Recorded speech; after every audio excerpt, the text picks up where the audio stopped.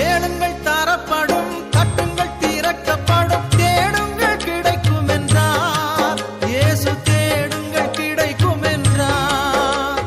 கேளுங்கள் தரப்படும், தட்டுங்கள் திறக்கப்படும், தேடுங்கள் கிடைக்கும் என்றார். இயேசு தேடுங்கள் கிடைக்கும் என்றார். பெத்லகேம் நகரில் மாட்டுத் தொழுவம் அதில் பிறந்தார் பரமபிதா. சூசை கன்னி மரியின் மடியில் தவழ்ந்தார் இயேசுபிரான். 6 வயதினில் ஆரம்ப பள்ளியில் கல்வி பயின்றாரே. ஆகமங்கள் 56னையும் ஐயம் தீர உணர்ந்தார். இயற்கை உலகமே தூய்மையானதென இயேசு நினைத்தாரே. எல்லா உயிர்களும் தன்னுயிரெனவே பேசி மகிழ்ந்தாரே. கேளுங்கள் தரப்படும், தட்டுங்கள் திறக்கப்படும், தேடுங்கள் கிடைக்கும் என்றார். இயேசு தேடுங்கள் கிடைக்கும் என்றார். எருசலம் நகரில் பஸ்கா பண்டிகைக்கு பரமர் போனாரே. 12 வயது நிரம்பிய இயேசு கேள்விகள் கேட்டாரே. இயேசுவின் கேள்வியில் ஆலய குருக்கள் ஆனந்தமானாரே.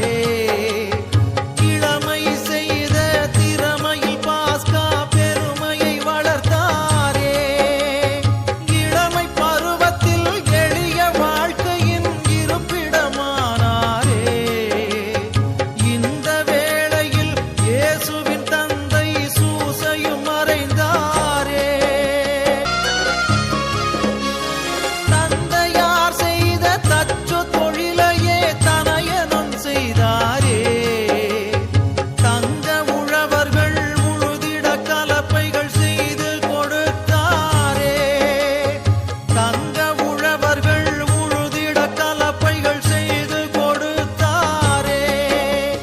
கேளுங்கள் தரப்படும், தட்டுங்கள் திறக்கப்படும், தேடுங்கள் கிடைக்கும் என்றார்.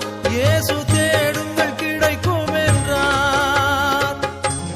நிலங்களை உழுவது போல் உள்ளத்தை உழுங்கள் என்று உலகப் பிதா சொன்ன போது உழவர்கள், தொழிலாளர், ஊராரின் எண்ணமதில் இயேசு ஒன்றாக பதிந்து விட்டார். இயேசு ஒன்றாக பதிந்து விட்டார்.